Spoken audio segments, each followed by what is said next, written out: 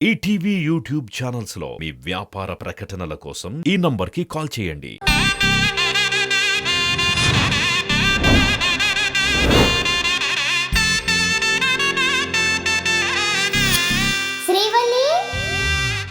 శ్రీవల్లి ఆవేశంలో డెసిషన్ తీసుకుంది తప్ప నా మీద విలువ లేక కాదు. నేను ఏది మర్చిపోను. అలాగే నువ్వు కూడా నేను నీకిచ్చిన 10 కోట్లు మర్చిపోకు. 10 కోట్లు ఎందుకిచ్చానో బాగా గుర్తుపెట్టుకో. నేను ఇంతవరకు లాస్ అయ్యే బిజినెస్ చేయలేదు, చెయ్యను కూడా. కాబట్టి డీల్ క్యాన్సిల్ అయితే ఆ 10 కోట్లు వెనక్కి తీసుకొచ్చివ్వాలి. అర్థమైందా? లేదంటే నువ్వు చాలా రిస్కులో పడతావు.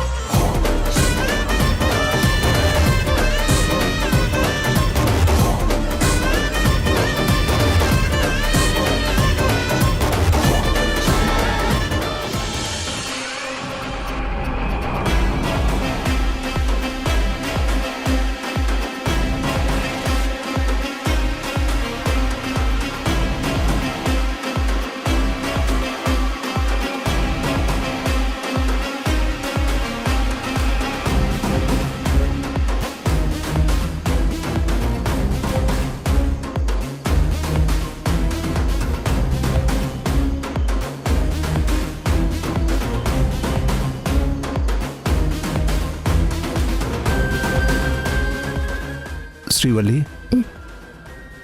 ఏం ఆలోచిస్తా ఉండవు? త్రిదేవ్ గురించి మామా.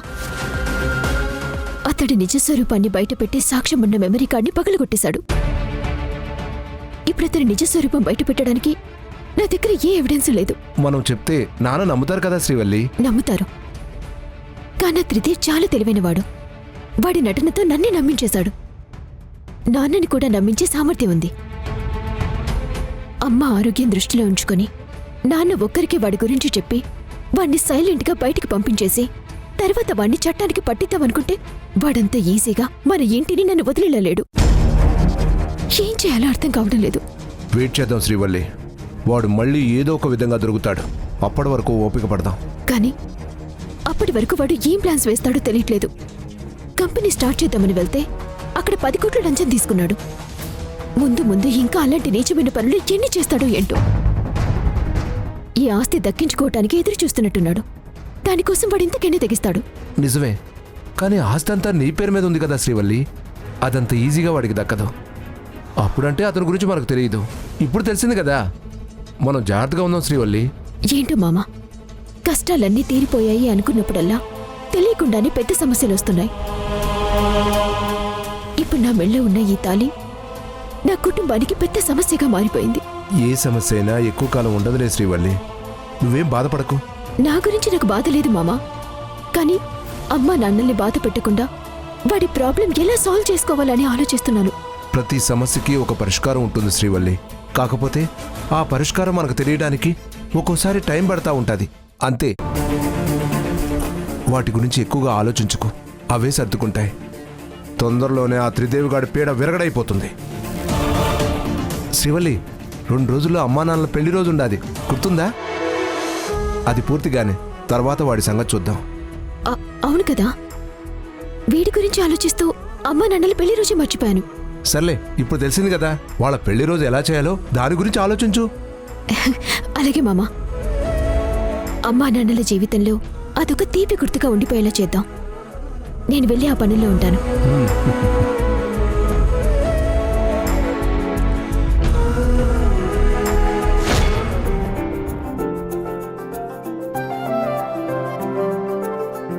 పంతులు గారు, అమ్మా, కోదండ రామయ్య సీతమ్మ గార్ల పేర్ల మీద అర్చన చేయండి. అలాగేనమ్మా.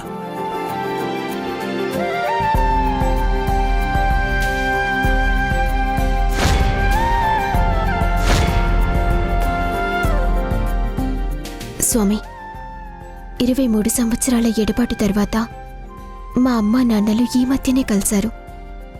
ఆ అన్యోన్య దంపతులకి షష్ఠి పూర్తి చేయాలనుకుంటున్నాను. నిండు నూరేళ్ళు మా అమ్మా నాన్నలు అన్యోన్యంగా ఆనందంగా ఉండేలా దీవించు స్వామి.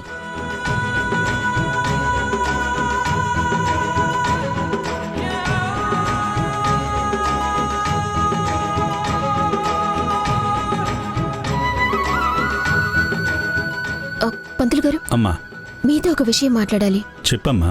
షష్ఠి పూర్తి అంటే ఏంటి? షష్ఠిపూర్తి అంటే ఆలుమగల అన్యోన్య దాంపత్య జీవితంలో మగవారికి 60 సంవత్సరాలు పూర్తయిన సందర్భంలో జరుపుకునే పెళ్లి వేడుక లాంటిదే ఈ షష్ఠిపూర్తి. అది ఎందుకు చేసుకుంటారో, ఎలా చేసుకుంటారో దాని గురించి పూర్తిగా చెప్తారా? చెప్తాను వినమ్మా. మనకి కాలాన్ని గణించేటప్పుడు అన్నీ కూడా 60 సంఖ్యలో ఉంటాయి. అంటే ఒక నిమిషానికి సెకన్లు 60, గంటకి నిమిషాలు 60. మన తెలుగు సంవత్సరాలైన ప్రభవ మొదలుకొని అక్షయ వరకు మొత్తం 60. ఒక వ్యక్తి జీవితంలో 60 సంవత్సరాలు నిండితే ఒక వృత్తం పూర్తయినట్టు. ప్రతివారికి మృత్యువు 60వ ఏట ఉగ్రరథుడు అనే పేరుతో, 70వ ఏట భీమరథుడు అనే పేరుతో, 78వ ఏట విజయంతుడు అనే పేరుతో ఎదురు చూస్తుంటాడు. మనిషికి కూడా శారీరక బలం తగ్గి అనారోగ్య సమస్యలు తలెత్తుతాయి కాబట్టి ఉగ్రరథ శాంతి పూజ చేసి షష్ఠిపూర్తిని చేసుకుంటారు. అంటే నేను చూసినంత వరకు షష్ఠి పూర్తి కార్యక్రమంలో భార్యాభర్తలు 60వ ఏట మళ్ళీ పెళ్లి చేసుకుంటారు కదా? పూర్వం అబ్బాయిలకి 10 సంవత్సరాలు, అమ్మాయిలకి 8 సంవత్సరాలు ఉండగా పెళ్లి చేసేవారమ్మా. అంత చిన్న వయసులోనా? అవునమ్మా. ఆ పసి మనసులకి పెళ్ళి అయినట్టు కూడా తెలీదు. అసలు ఆ వయసులో పెళ్ళంటే ఏంటో కూడా తెలియదనుకో. అందుకని మగవారికి 60 సంవత్సరాలు నిండిన తర్వాత జీవితంలో ఎన్నో ఎత్తుపల్లాలని, కష్టసుఖాలని చూసిన ఆ దంపతులకి మిగతా జీవితం ఆనందంగా ఉండాలని ఒక పండగలా మళ్లీ వాళ్ల పెళ్లి వేడుకలు జరిపిస్తారు. మరి ఈ షష్ఠి పూర్తి పెళ్లి వేడుకని ఎవరు జరిపించాలి? తమకు జన్మనిచ్చి విద్యాబుద్ధులు నేర్పించి జీవితంలో స్థిరపడడానికి దోహదపడిన తల్లిదండ్రులకు పిల్లలు ఒక పెళ్లిలా చేయాలి. దీనివల్ల ఆ కుటుంబంలో అప్పటి వరకు ఉన్న చిన్న చిన్న సమస్యలు గాని, భార్యాభర్తల మధ్య ఉన్న విభేదాలు గాని ఏమి ఉన్నా పోయి కొత్తగా మళ్లీ జీవితం ఆరంభమవుతుంది. చాలా బాగా చెప్పారు పంతులు గారు. 2 రోజుల్లో మా అమ్మా నాన్నల పెళ్లి రోజుంది. ఆ రోజునే వాళ్ళ షష్ఠి పూర్తి వేడుకని ఘనంగా జరిపించాలి అనుకుంటున్నాను. మీరు దగ్గరుండి పూజ చేయించి శాస్త్రోక్తంగా అన్నీ జరిపించాలి. అలాగేనమ్మా, జరిపిస్తాను. ఈ కార్యక్రమానికి అవసరమయ్యే వస్తువులేంటో చెప్పండి. ఆ ఏర్పాట్లు నేను చేసుకుంటాను. ఇప్పుడు స్వామివారికి అభిషేక కార్యక్రమం ఉంది. మీరు సాయంత్రం రండమ్మా, మీకు ఆ సామగ్రి అంతా రాసిస్తాను. అలాగే పంతులు గారు, ఉంటాను.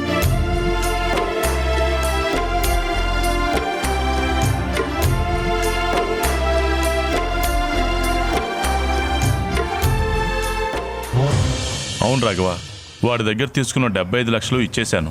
మా బామ్మర్ది దయ వల్ల నాకున్న అప్పులన్నీ చాలా వరకు క్లియర్ చేశాను.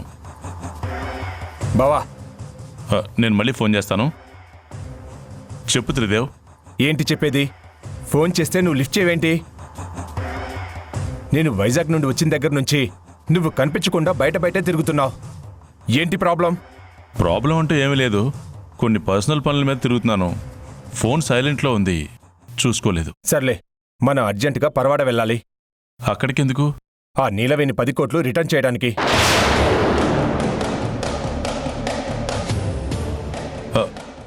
10 కోట్లు రిటర్న్ చేయడం ఏంటి? శ్రీవల్లి ఆ నీలవేణితో డీల్ క్యాన్సిల్ చేసింది. ఎందుకు? అవన్నీ నీకు తీరిగ్గా ఎక్స్ప్లెయిన్ చేస్తాను. ముందైతే నీలవేణికి 10 కోట్లు తిరిగిచ్చేయాలి. నన్ను చాలా ప్రెజర్ చేస్తుంది. వెళ్ళిచ్చేద్దాం రా.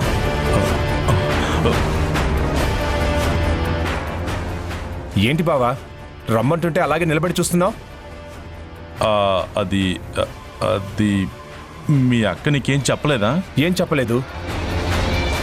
ఏమైంది? కొంపదీసి ఆ 10 కోట్లు మీరు నొక్కేశారా ఏంటి? చిచి, అలా ఎందుకు చేస్తాం? కాకపోతే అందులోంచి ఒక 5 కోట్లు ఖర్చు అయిపోయాయి.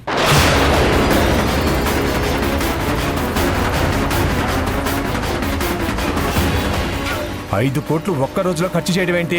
ఖర్చులు కాకుండా మా అప్పులు తీర్చేశాం. నాకొక మాట కూడా చెప్పకుండా అలా ఎలా చేశారు? అందులోంచి డబ్బులు తీసేటప్పుడు నన్ను అడగాలి కదా. ఇలా జరుగుతుందని మాకేం తెలుసురా?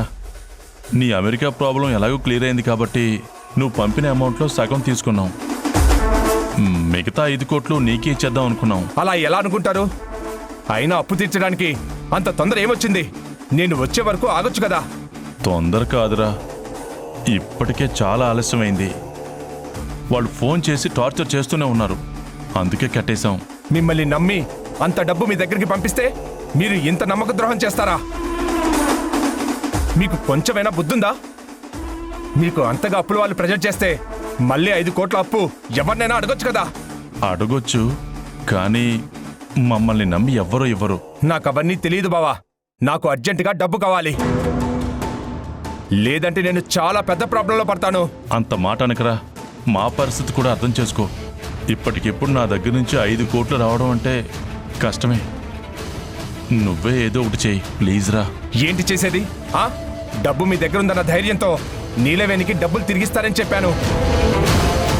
ఇప్పుడు ఆవిడకి ఏం సమాధానం చెప్పాలి? కొన్ని రోజులు ఆగమని చెప్పరా. నువ్వు చెప్పినంత ఈజీగా ఆవిడికి చెప్పలేను. చెప్పినా తను అర్థం చేసుకునే మనిషి కాదు, ఆగే రకం కూడా కాదు. మన దగ్గర ఇప్పుడు డబ్బులు లేవని చెప్తే ఏం చేస్తుంది? ఇంటికొచ్చి మావయ్య దగ్గర అడుగుతుంది. ఓకేనా? వద్దు వద్దు, ఆవిడ్ని ఇంటి వరకు రానియొద్దు. అలా చేస్తే మన గురించి బయటపడిపోతుంది. ఈ భయం ఖర్చు పెట్టేటప్పుడు ఉండాలి. చేయాల్సిందంతా చేసేసి ఇప్పుడు టెన్షన్ పడితే ఎలా? అర్థం చేసుకో శ్రీదేవ్, నువ్వు 2 కోట్లు శ్రీవల్లి దగ్గర తీసుకోవడానికి మేమెంతో కోఆపరేట్ చేశాం, ఇప్పుడు కూడా అలాగే చేస్తాం. నువ్వే ఏదో ఒకటి ఆలోచించు. ఇప్పుడు మనకు కావాల్సింది మనలో మనం గొడవ పడడం కాదు, ఈ సమస్యని పరిష్కరించుకోవడం. పీకల మీదకి వచ్చాక పరిష్కారం కావాలంటే వెంటనే దొరకదు. మీరిచ్చిన షాక్కి నా మైండ్ ఏమీ పనిచేయడం లేదు. నన్ను పూర్తిగా ముంచేశారు. ఏం చేయాలి?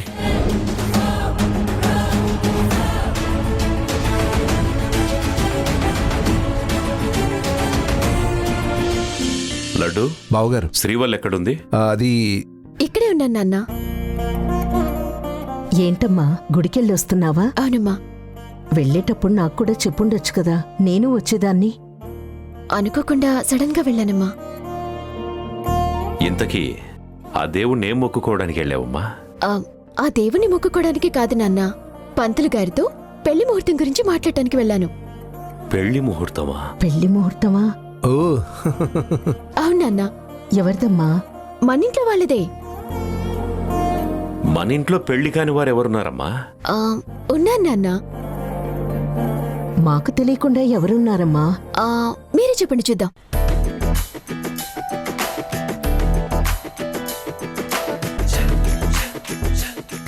మన రంగమ్మ కూతురు మల్లికనా? కాదు. గుర్తొచ్చింది, మన డ్రైవర్ కుమార్దా? వాళ్ళందరూ మనింట్లో వాళ్ళు ఎలా అవుతారు నాన్న? మరెవరు నువ్వే చెప్పమ్మా. సరే, హింట్స్ ఇస్తాను, చెప్పండి చూద్దాం. పెళ్లి కొడుకు పెళ్లి కూతురు ఇద్దరు ఈ ఇంట్లోనే ఉన్నారు. వాళ్ళకి ఒకరికి ఒకరు బాగా తెలుసు. ఒకరంటే ఒకరికి ప్రాణం కూడా.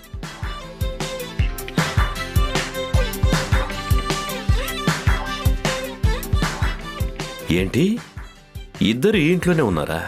పైగా ఒకరంటే ఒకరికి ప్రాణమా? అవునన్నా.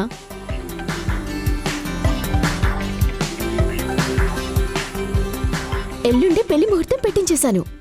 ఆల్రెడీ పంతులు గారితో అన్నీ మాట్లాడేశాను. అవునా? చాలా సంతోషం శ్రీవల్లి.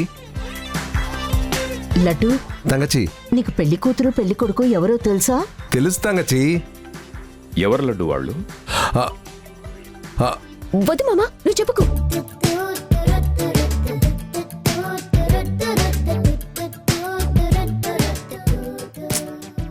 ఎంత ఆలోచించినా మాకు తెలియట్లేదమ్మా.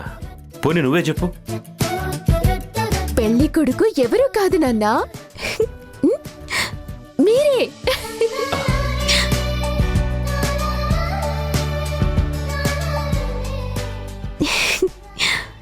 ఈ కోదండరాముడి భార్య సీతమ్మే పెళ్లి కూతురు. ఇంకా అర్థం కాలేదా బావా? ఎల్లుండి మీ పెళ్లి రోజు కదా. అవును కదా, నేను మర్చిపోయాను. నాకు కూడా గుర్తు రాలేదండి.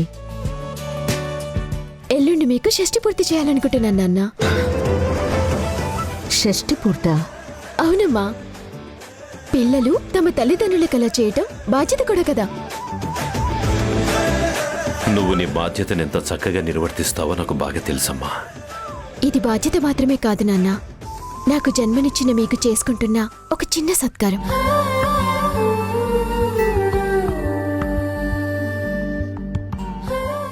నన్ను ఎంత హ్యాపీగా చూసుకుంటున్నారో నేను కూడా మిమ్మల్ని అలాగే చూసుకోవాలనుకుంటున్నాను. ఇక మీదట మీ జీవితంలో ప్రతి క్షణం మధురమైన క్షణంగా, మర్చిపోలేని జ్ఞాపకంగా ఉండాలని నేను ఆశపడుతున్నాను. నీ ఆలోచనలు పనులు అన్నీ గొప్పగానే ఉంటాయమ్మా.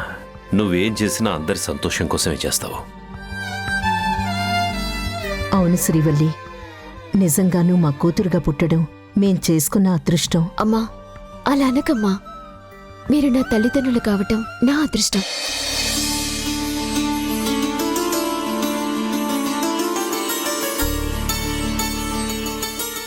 ఎల్లుండే పెళ్ళంటున్నావు, అంత తొందరగా ఏర్పాట్లన్నీ పూర్తయిపోతాయమ్మా? షష్టి పూర్తి అంటే బంధుమిత్రులందరికీ చెప్పాలి కదా. అవన్నీ నేను చూసుకుంటాను నాన్న, మీరు నిశ్చింతగా ఉండండి. అవును బావా, ఇప్పుడు మీరు పెళ్లి కొడుకు కదా, ఏ పనులు చేయకూడదు. మీరు అన్నీ మాకు వదిలేసి మీరు పెళ్లి గురించి మాత్రమే కళ్ళగంటా ఉండండి. అవును పాపం, మీ బావగారికి పెళ్లి గురించి ఏమీ తెలీదు, అందుకే కళ్ళలు కంటూ ఉంటారు. అదేంటి సీత అలా అంటావు? 60 ఏళ్లు నిండాక చేసుకునే షష్టి పూర్తి కోసం ఎవరైనా కలలు కంటారు తెలుసా? అలా జరుపుకోగలగడం ఒక విధంగా ఎంతో అదృష్టం. మామా, ఆ, నీ దగ్గర డెకరేషన్ వాళ్ళ నెంబర్ ఉంది కదా? ఉంది శ్రీవల్లి, ఆ. అవన్నీ నేను చూసుకుంటాను కదా. సరే, నాన్న, అందరినీ ఇన్వైట్ చేయాలనుకుంటున్నాను. మీ ఫ్రెండ్స్ ఎవరైనా మాకు తెలియని వాళ్ళు ఉంటే చెప్పండి, వాళ్ళని కూడా పిలుద్దాం. అమ్మ శ్రీవల్లి, అందర్నీ పిలిచి పెద్ద గ్రాండ్గా ఏం చేయక్కర్లేదు. మన ఫ్యామిలీ మెంబర్స్తో పాటు దగ్గర వాళ్ళని పిలిచి సింపుల్గా జరుపుకుంటే సరిపోతుంది కదమ్మా. అదేం కుదరదు. మీ పెళ్లి ఎలాగో మేము చూడలేదు, కనీసం ఈ షష్టి పూర్తి పెళ్లి వేడుకనైనా ఘనంగా చేయనివ్వండి.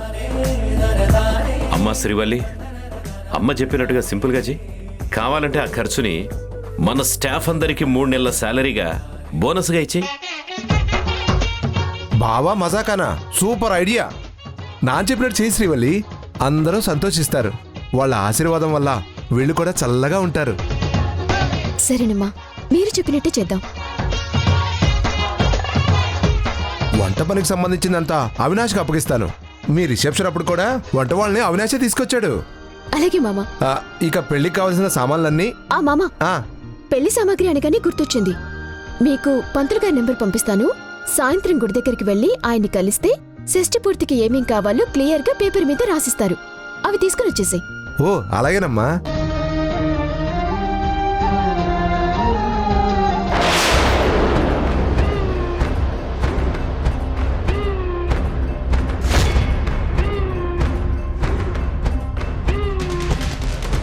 ఆ శ్రీవల్లి మనల్ని ఎంత దెబ్బ కొట్టిందిరా. ఆఫ్టర్ ఆల్ ఒక ఆడది, దాన్ని మనం ఏం చేయలేక చేతగాని వాళ్ళలా ఉండిపోయాం. నా మీద నాకే అసహ్యం వేస్తుందిరా. అవునరా మామ, ఈ ఊర్లో ఎవరైనా మన జోలికి రావడానికే భయపడేవాళ్ళు. ఇప్పుడు అందరూ నవ్వుతున్నారు. దాన్ని అల్లరి చేశామని ఆల్రెడీ దాని మొగుడు మామ మనల్ని కలిపి కొట్టారు కదరా. అంతటితో వదిలేయకుండా మనల్ని పోలీసులకు పట్టించి మన జీవితాలను నాశనం చేసింది. దాన్ని అస్సలు విడిచిపెట్టకూడదురా. వాళ్ళతో ఎందుకు పెట్టుకున్నానని జీవితాంతం కుమిలిపోయేలా చేద్దాం. అరే వదిలేయండ్రా, తనిప్పుడు మన ఊర్లో కూడా లేదు, హైదరాబాద్ వెళ్ళిపోయింది కదా, ఇంకెందుకు మనకు తనతో? కుదరదు, మనం కూడా హైదరాబాద్కి వెళ్తున్నాం. ఏం మాట్లాడుతున్నావురా? ఇప్పుడే మనం బెయిల్ మీద స్టేషన్ నుంచి బయటకు వచ్చాం. ఈ టైంలో శ్రీవల్లి కోసం వెళ్ళడం అవసరమా? అవసరమే. మనల్ని ఇంత అవమానించిన శ్రీవల్లి మీద అంతకంతా పగ తీర్చుకోవాలి, లేకుంటే మనం మగాళ్ళమే కాదు. మన మీద కేసు ఇంకా అలాగే ఉందిరా. ఇప్పుడు ఆ అమ్మాయిని ఏమన్నా చేద్దామని చూసి దొరికిపోయామో మన బెయిల్ కూడా క్యాన్సిల్ అయిపోతుంది. తర్వాత జైల్లో చిప్పకుడు తిని బతకాల్సి వస్తుందిరా. నాకు దాని గురించి ఏం భయం లేదురా. ఇంత జరిగాక మనకి ఇంట్లో కానీ ఊర్లో కానీ ఎలాగూ విలువుండదు కాబట్టి శ్రీవల్లికి తగిన బుద్ధి చెప్పాలి. అసలు ఆ అమ్మాయిని ఏం చేద్దామని నీ ఆలోచన? కిడ్నాప్. అరే కిడ్నాప్ అంత ఈజీ కాదురా. అది కూడా హైదరాబాద్ వెళ్ళి. చేయనంత వరకు ప్రతి పని కష్టమే. ఒకసారి ధైర్యంగా చేస్తే తర్వాత అదే ఈజీ అయిపోతుంది. నా దగ్గర ఆల్రెడీ ఒక ప్లాన్ ఉంది. ఏంట్రా అది? నేను శ్రీవల్లి ఉండే అడ్రస్ తెలుసుకున్నాను. రేపు అక్కడికి వెళ్ళి దాన్ని ఫాలో అయ్యి ఎవ్వరూ లేని కరెక్ట్ టైం చూసుకొని కిడ్నాప్ చేద్దాం. తరువాత మన కసి తీరే వరకు అది మన ముగ్గురికి ఆట వస్తువు. అర్థమైంది కదా? అర్థమైంది మావా, అలాగే చేద్దాం. అరుణ్, వెంటనే హైదరాబాద్కి బస్ టికెట్ బుక్ చేయి. సరే. శ్రీవల్లి, నీకోసం వస్తున్నాం, రెడీగా ఉండు.